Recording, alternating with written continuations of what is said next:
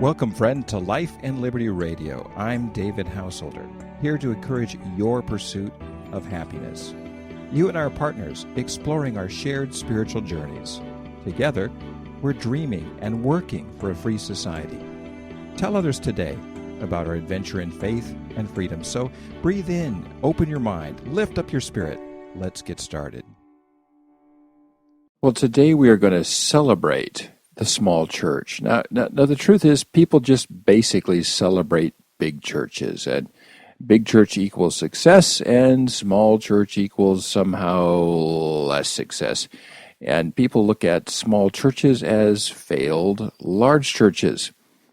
And the truth is, small churches fill a very important sociological and relational and emotional and spiritual niche in our society. They're absolutely necessary. We couldn't get along without them. We really couldn't. Small churches are where people get together and celebrate life passages, marriage, birth, death, coming of age, all of those incredibly important things. And they do it so much better than large churches because the people who come to these events know each other. Now, please hear me. I am not going to knock large churches. Three of my favorite churches in the world are very, very large congregations, so large. And they do great work, and they're able to do specific ministry in key areas that small churches never could.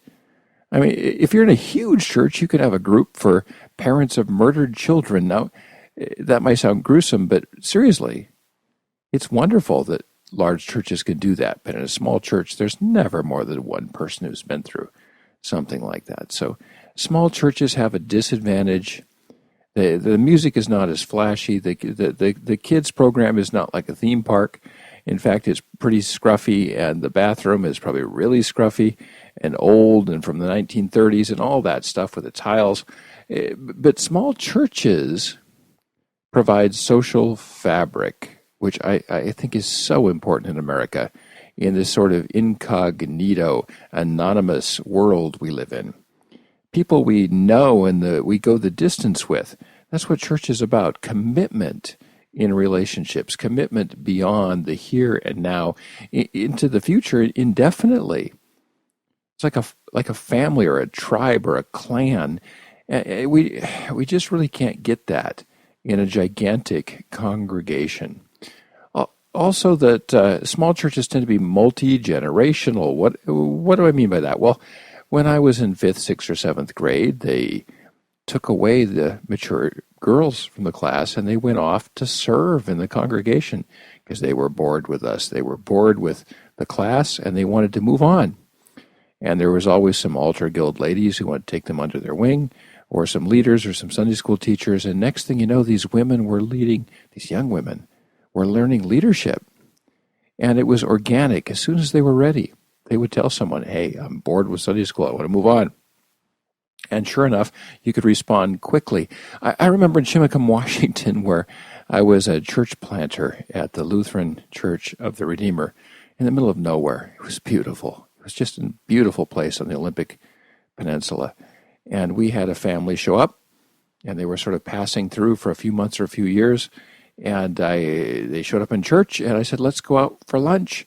And we did. We went to the Chimacum Cafe and had cheeseburgers and blackberry pie. And I said, what's moving in your lives? What do you like to do? And the wife said, hey, I love to do sign language. I said, would you like to do sign language for church on Sunday, this next Sunday, while we're singing? And people still remember that day when she went up front and did sign language during the music, and it was beautiful. It was like this dance. And that's the kind of thing you can do in a small church. There's no auditions. There's no waiting in line. There's no getting on a database. You just go out for lunch with the pastor and figure it out. What are you guys good at? And even if people haven't really come to faith yet, they do in process. Small churches are organic. They're multi-generational. They're non-fragile. Large churches are very fragile. Oh my goodness! Here in Orange County, we're looking at the Crystal Cathedral. Just it's like a smoking crater, like a train wreck that keeps happening because in slow motion because we have this major person, Schuler, who is irreplaceable. So what do you do about that? What do you do about that? Succession is the big nightmare of every big church, and big churches are actually more fragile with all their resources. They're more fragile than small churches. Small churches make little adjustments every week, and they're mobile. They can just move on a dime. We're going to try this. We're going to try that, and it's never a big adjustment, just a little adjustment. But a large church can find itself 15 years out of date in no time because they don't adjust. And they're not making those little adjustments that a small church makes all the time. And the small church understands the neighborhood because they're deep in the neighborhood or in the small town or the farming area that they are. They understand the people, and that just works so well. It's not an import faith system. It's organic. It comes up through the people that live there.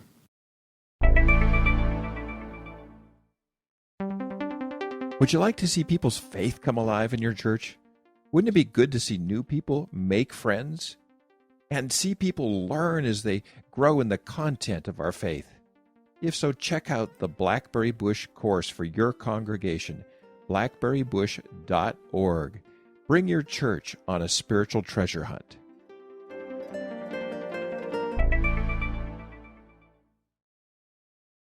Also, these are relationships that are non-disposable. People that go the distance with each other, people that spend time on relationships. And I want to be in a church like that. And once again, please hear me. I love large churches. It is so much fun to go to them. But I found that in my temperament, I prefer being in a small church, like Robinwood Church, where I go in Huntington Beach. And I help lead that church. I help do Bible. I know all the people by sight. And I walk around during the music time and greet people. And we grab a few people usually, and we go out for lunch afterwards. And we try to make sure everybody's doing okay. If someone's missing, we notice. And sure, we want to grow, and we want people to come to faith, come to living faith, and join our community. That's great. But the truth is, people move away too, or they go to other churches, or they get busy with other stuff. And so there's a flow through there, and it kind of stays at a tribal level. And it's a beautiful, beautiful thing. And I do just want to encourage those of you that are small church leaders with this phrase. I'm going to say it again. Your small church is not a failed large church. In fact, your small church can do great things. It really can. So I want to invite everyone in Southern California to find a small church in the neighborhood, in your small town, wherever you are. And if you're listening somewhere outside of California, same goes for you. Find a place to go to church, especially if you're not a believer. And you may say, I can't go to church, I'm not a believer. I've got an atheist friend in London who loves to go to church, and it benefits him, and he talks about it. He writes books about it. It really is a good thing to do, even if you don't have your faith figured out. You don't skip church because you don't have your faith figured out. You go to church so you can sit there and quietly ponder without people interrupting you what you're doing here in this world. What's your purpose? How'd you get here? Think the big thoughts. And do it in the context of relationships with people who want to go the distance with you. People who see you as non-disposable. People who want to walk the walk and talk the talk with you and grow up spiritually and learn to connect with our Creator. And read the ancient writings to find our way by understanding the Bible and contemporary-wise paying attention to where the Spirit of God is moving among us. So I invite you to celebrate your small church and tell other people in small churches, you're so blessed to be in a small church. You can do things big churches can't. You can be relational in a way that big churches can't. You can fast track people into leadership in a way that big churches can't. And you can move children into leadership who are really bored with the kid thing and they really want to move on. Help people find their identity. And you can teach people some of the greatest thoughts in in Middle Eastern and Western thought come through the Judeo-Christian tradition. So find a little church. Commit to it. Go the distance with it. I guarantee you, you will never regret it. Well, that's all for today on Life and Liberty Radio. Thanks so much for sharing this part of your spiritual journey with me.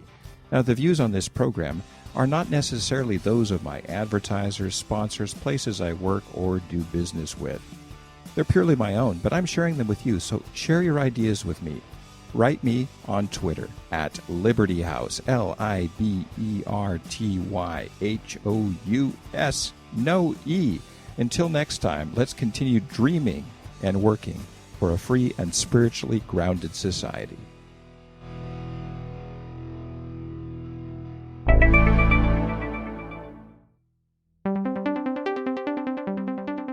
This is your host, David Householder. Say if you're ever in Southern California, we invite you to come and join us personally at Robinwood Church in Huntington Beach.